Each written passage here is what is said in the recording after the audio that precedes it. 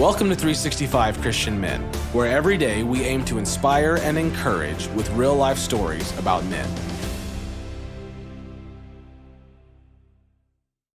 July 5th, John and Joseph Cathcart. Our story today is about 3 generations of men in one family. American men who had a heart for the Japanese. Seems like these men would do anything to tell people about Jesus. Here's the story. People need Jesus. Do whatever it takes to reach them. John Cathcart breathed in the humid air of Japan's Nara district and climbed another step. Tonight he'd sleep in the 2-bedroom house where his missionary grandpa, the one he'd barely known, once slept. Below John was Ikoma Bible College, and between rose 120 stairs. John soaked it in. Here he was in 1979, 50 years after his grandfather, Leonard Coote, had established that college. And John was climbing the same steps his grandfather had climbed. Psalm 45:17 says, "I will bring honor to your name in every generation. Therefore, the nations will praise you forever and ever." In 1919, when Leonard Coote beat his enormous drum, the curious Japanese gathered around the funny white man. He told them about Jesus, who had come to connect them to God. Before the crowd broke up and went home, Leonard handed out gospel tracts written in their language. There was nothing more meaningful in life, nothing more valuable to Leonard than sharing the gospel with those who had never heard it. Then in 1989, John Cathcart stepped back and surveyed the little white church right in the middle of a rice paddy, and he grinned.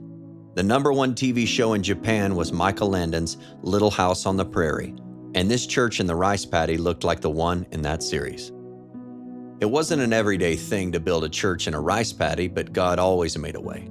The lumber had been imported from America for 1/4 the cost of building materials in Japan, and a friend from the States made good on his promise that if John ever wanted to build a church, he'd do it for free. Now white, steepled churches rose from multiple rice paddies.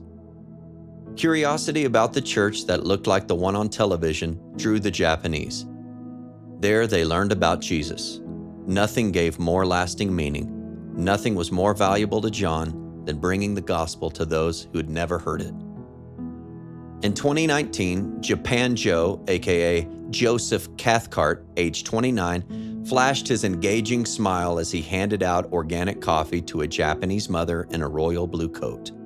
Her baby kicked tiny feet in a stroller by her side, and the mother smiled back as she reached for her cuppa. Joe's pop-up coffee shack, named Lumber Joe, was built on a trailer. During Japan's steamy hot months, the walls rose to allow a breeze. This time of year, the walls were down, and Joe served through a window. Lumber Joe was found in a variety of places in Gojo, Japan, often next to a skateboard park. But Joe wasn't only serving great coffee in Japan's Nara district. Joe offered Jesus. Jesus was there in Joe's smile, in his compassion, and in authentic friendship. He was there in the scriptures written in Japanese on coffee sleeves. He was there in the podcast Joe invited his customers to listen to. "It's hard for the Japanese to enter a church," Joe posted on his blog. "Not only are they chronically overworked, the thought of it seems so un-Japanese that most wouldn't even consider it." So Joe brought church to them. Most Japanese men worked 16-hour days, commuting at least an hour one way. When they bought their coffee, they received a link to Joe's podcast and talked about who Jesus was and what it meant to follow him.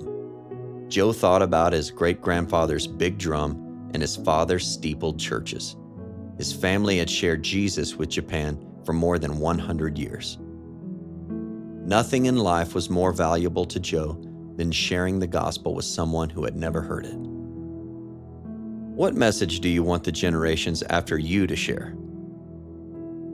People need Jesus. Do whatever it takes to reach them. Thank you for listening to today's story.